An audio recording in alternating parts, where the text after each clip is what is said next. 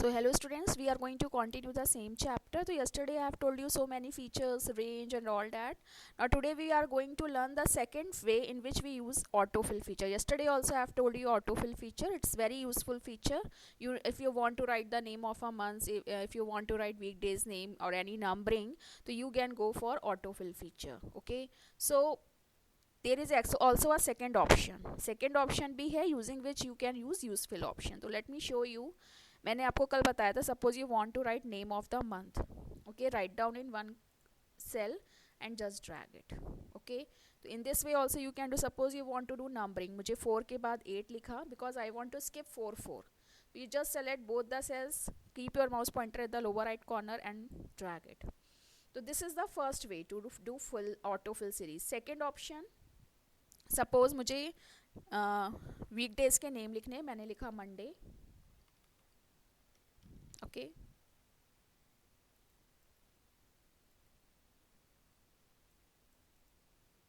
Late me, ठीक है, suppose I have written Monday and I will select. जहाँ तक आपको प्रिंट करना है वहाँ तक आप सेलेक्ट करोगे. Click on home tab and then fill पे आप सीरीज पे जाओगे and click on okay, wait, series, click on autofill. Okay, and then click on OK. तो you can see. तो in this way also अगर आपको numbering करनी है तो जस्ट राइट जहाँ से आप स्टार्ट करना चाहिए. I want to start from 80. अब 80 से लेके अगर आपको सीक्वेंस में ही जनरेट करना है तो आप 80 से लेके यहाँ नंबर लिखो. Click on fill, series, autofill. ठीक है, उसके बाद यहाँ पे आप 80 लिखो. स्टेप वैल्यू अगर आपको देनी है, स्टेप वैल्यू मीन्स होता है कि अगर आप 80 के बाद कितना करना चाहते हो. Suppose I want to skip 4 numbers. और स्टॉप वैल्यू मैंने लिख दी, सपोज आई हैव रिटन 100. ठीक है, तो स्टेप वैल्यू का मतलब होता है कि मैंने यहाँ पे ऑलरेडी 80 लिख दिया है तो 80 से ही स्टार्ट होगा. और step value means how many numbers you want to skip all the time, each time. So every time, so stop value I have written 100. 4 you can see. Okay, so in this way also, this is the difficult way, so you can follow this way also. Okay, so in these two ways we can apply autofill feature.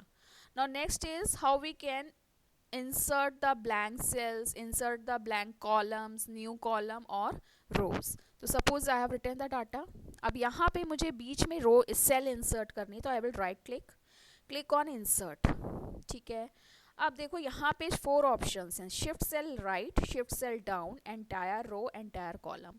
तो अगर मुझे 88 वाली cell को down shift करना है क्योंकि मुझे 84 के बाद एक सेल चाहिए, ब्लैंक सेल, तो शिफ्ट सेल डाउन पे क्लिक करो एंड ओके. तो ये देखिए, ठीक है, सेल क्या हो गई, इंसर्ट हो गई यहाँ पे. ऐसे ही अगर सपोज इंसर्ट पे क्लिक किया and I want to shift 88 here. ठीक है, मुझे यहाँ पे एक सेल इंसर्ट करनी है वेयर 88 इज रिटन. तो मैंने क्या किया, शिफ्ट सेल राइट. तो आपकी जो सेल है राइट साइड आ जाएगी. ठीक है, ये वाली सेल राइट साइड शिफ्ट हो गई and this it inserts a blank cell. So in this way जिस भी सेल पे जहाँ पे भी आपको इंसर्ट करना है यू कैन. अगर आपको पूरी रो, इंटायर रो इंसर्ट करनी है, ओके, ये देखिए पूरी रो एक इंसर्ट हो गई. ठीक है, सो और अगर आपको एक कॉलम चाहिए तो आप कॉलम भी इंसर्ट कर सकते हो. क्लिक ऑन, सपोज इन दोनों कॉलम के बीच में, सपोज मैंने ये कॉलम ये हटा देती हूँ. अब मुझे इन दोनों के बीच में कॉलम चाहिए तो मैं दोनों कॉलम्स को सेलेक्ट किया, इंसर्ट, सॉरी, अगर आपको सिर्फ एक कॉलम चाहिए, I want to insert P के पहले मुझे एक इंसर्ट करना है कॉलम, तो क्लिक ऑन इंसर्ट, हो गया. अगर आपको मल्टीपल कॉलम्स सेलेक्ट करने तो you have to select multiple columns. अगर मैं सपोज मैं जनवरी फरवरी के बाद, या सपोज मैं इसको एक बार डिलीट कर देती हूँ. अगर मुझे सपोज यहाँ पे 3-4 कॉलम्स इंसर्ट करने हैं तो 3 कॉलम्स मैं सेलेक्ट करूँगी एंड इंसर्ट. ये देखिए 3 कॉलम्स इंसर्ट हो गए. बट ये आपको देखना पड़ेगा कि आपके कॉलम्स कहाँ आपको इंसर्ट करने हैं. इट्स नॉट लाइक डैट कि आप कहीं भी, जहाँ भी आपको इंसर्ट करनी है, you should select your column there. So in this way you can insert a row, insert a column. अगर आपको कोई रोज़ मल्टीपल सेलेक्ट करनी है, सपोज मुझे 8 के बाद 3 रोज़ चाहिए, तो just select 3 rows, click on insert 3 rows, 8 के बाद चाहिए थी, ठीक है, तो इनको सेलेक्ट करो, दीज हेडर्स को सेलेक्ट करोगे, 8 के बाद चाहिए इंसर्ट, तो 8 के बाद 3 रोज़ इंसर्ट हो गई, क्योंकि जो रोज़ होती हैं वो बाय डिफ़ॉल्ट हमेशा जो सेल आप सेलेक्ट करोगे उसके बाद होंगी, तो ये आपको देखना है, ठीक है, कहाँ पे आपको इंसर्ट करनी है रोज़ एंड कहाँ पे आपको इंसर्ट करने हैं column. So in this way today you have learn how we can insert columns, insert rows and how we can insert blank cells. उसके बाद नेक्स्ट ऑप्शन है कि अगर आपको कोई कॉलम डिलीट करना, suppose I want to delete this column, तो right click on it, delete, column is deleted. इसी तरह से अगर आपको रोज डिलीट करनी है, remember one thing which is very very important students, most of what we do mistake, हम कहते हैं कि हमारी रो डिलीट नहीं हो रही, कॉलम्स डिलीट नहीं हो रहे, बिकॉज आप हेडर को नहीं सेलेक्ट करते हो. हेडर मीन्स वेयर अल्फ़ाबेट और नंबर्स आर रिटन. तो आप पूरी रो को सेलेक्ट करना चाहते हो या कॉलम को सेलेक्ट करना चाहते हो तो सेलेक्ट दियर हेडर, ठीक है, फिर उसके बाद ही आप उसको डिलीट कर सकते हो. Is that clear? So in this way you can insert the columns, insert the rows, delete the columns, delete the rows and delete the cells. उसके बाद using fill option के बाद आपने ये बहुत you have learned insert blank cells, you have learned insert blank columns, you have learned insert blank rows, deleting rows and columns from worksheet, ठीक है. Now working with formulas. अब अगर आपको फॉर्मूलाज पुट करने हैं तो हम एक छोटा सा आज काम कर लेते हैं. Suppose I want to add this number, okay, these numbers I want to add, तो इक्वल टू, जैसे इन्होंने आपको ये वाले फॉर्मूले बताए, it is a very simple formula, लेकिन इसमें देखो हमें सारी सेल का एड्रेस लिखा है, तो we have so many ways, ठीक है, जस्ट सेलेक्ट द सेल, या आप सेल का एड्रेस भी डिफाइन कर सकते हो. I have told you yesterday कि आप सेल का एड्रेस कैसे डिफाइन करोगे, should be followed by column name and row number. तो F17 plus, oh wait, F17 plus, wait,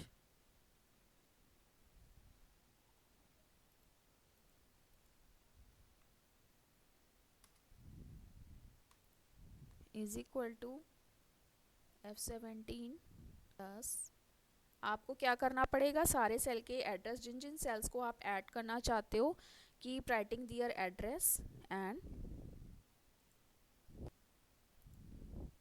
अगर आपको एग्जाम में आ जाए तो आपको स्क्रीनशॉट, ठीक है, तो आपको अपने आप पता चल जाएगा क्या सेल एड्रेस है. But here we are doing work on computer, तो वी कैन सेलेक्ट क्लिक्स, और आप इन सेल्स के एड्रेस को यहाँ फॉर्मूला बार में भी देख सकते हो, ठीक है. So this is the first way, but it is too lengthy and lengthy है, but yes I have told you yesterday कि ये एक फॉर्मूला है, we have put the formula, हमने फंक्शन यूज़ करना है, तो we can write is equal to sum, ये ईजीएस्ट होता है.